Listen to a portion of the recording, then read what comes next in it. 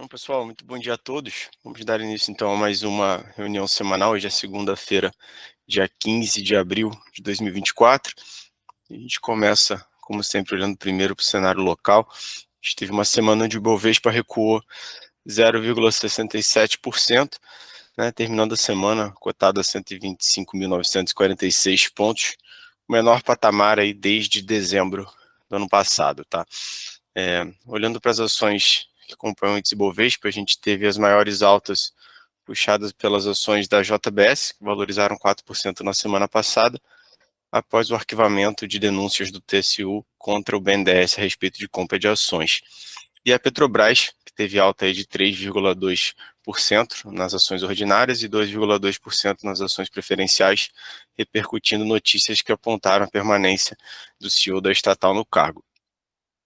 Do ponto negativo, né, a gente viu as ações da CVC recuando aí 18% na semana, após anunciar a troca do CFO da companhia.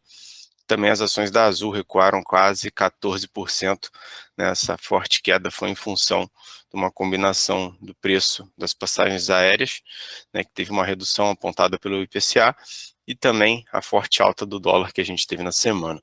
Tá? Além disso, olhando para os indicadores econômicos, a gente teve então a divulgação do IPCA de março, que trouxe sinais aí de alívio para a economia. No entanto, a gente viu também dados de vendas do varejo apontando para uma economia brasileira ainda bem aquecida. Tá? O fiscal ele também voltou aos holofotes aí do mercado, né, com notícias de que o governo discute reduzir, a meta fiscal de 2025 em um superávit de 0,5% do PIB para um resultado entre 0 e 0,25% do PIB. Olhando agora o cenário internacional, o que de fato foi destaque aí na semana passada, foram os dados aí de inflação ao consumidor nos Estados Unidos, que vieram acima do esperado, né, e acabou reduzindo então a expectativa de um início de corte de juros na taxa de juros americana ocorrer já agora em junho. Tá? Com isso, a gente viu a taxa da Treasury de 10 anos subir 12 basis points na semana e encerrou aos 4,52%. E com isso a gente teve os principais índices de ações fechando em queda na semana, o S&P 500 aí recuando 1,56% e Nasdaq 0,58% de queda. Tá? Voltando para o Brasil, a gente teve o nosso índice de fundos imobiliários que apresentou mais uma semana de alta, né, dessa vez uma leve alta de 0,05%, né, mas porém renovando mais uma vez sua máxima histórica cotada então a 3.423 pontos, tá? A gente teve os FIIs de papéis integrantes do IFIX tendo uma performance média de 0,15% na semana, e os FIIs de tijolo tiveram um leve recuo de 0,10% também na semana.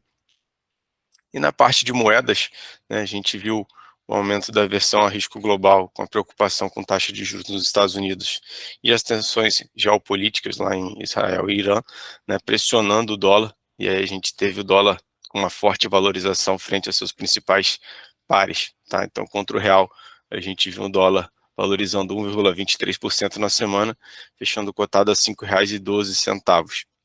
Já o índice DXY, né, que representa a variação do dólar frente a uma cesta de moedas, também teve alta na semana, avançando aí 1,66%.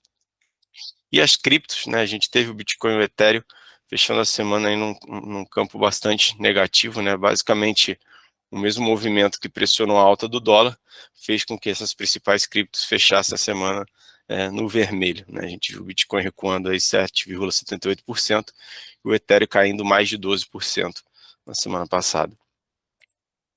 Vou chamar agora o Diego para comentar um pouquinho da curva de juros para a gente. Bom dia, Diego.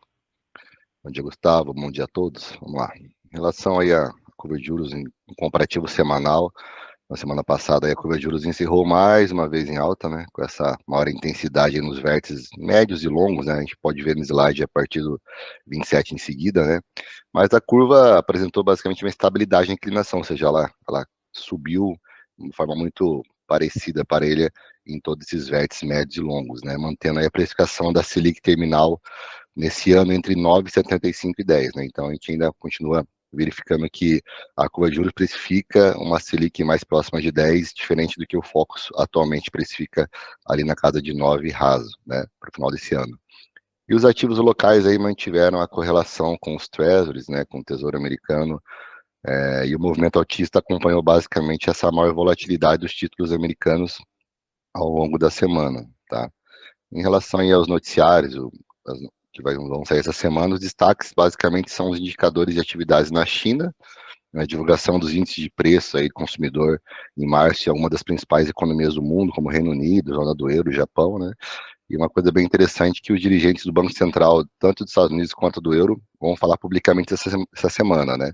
A gente está sempre ansioso aí para saber em relação a esses possíveis cortes de juros aí dos Estados Unidos que cada vez estão sendo mais postergados, né? Essas falas ganham bastante relevância aí após a divulgação de dados bem fortes na última semana, e os dirigentes podem dar novas orientações sobre a condução da política monetária daqui para frente, né? E aqui no Brasil a gente basicamente tem uma semana bem pouco movimentada de indicadores econômicos, o destaque vai basicamente para o que vai ser divulgado, que é o IBCBR, tá? E de maior relevância em relação ao cenário mais político, tem o projeto de lei de diretrizes orçamentárias, o tal do PLDO, de 2025, né?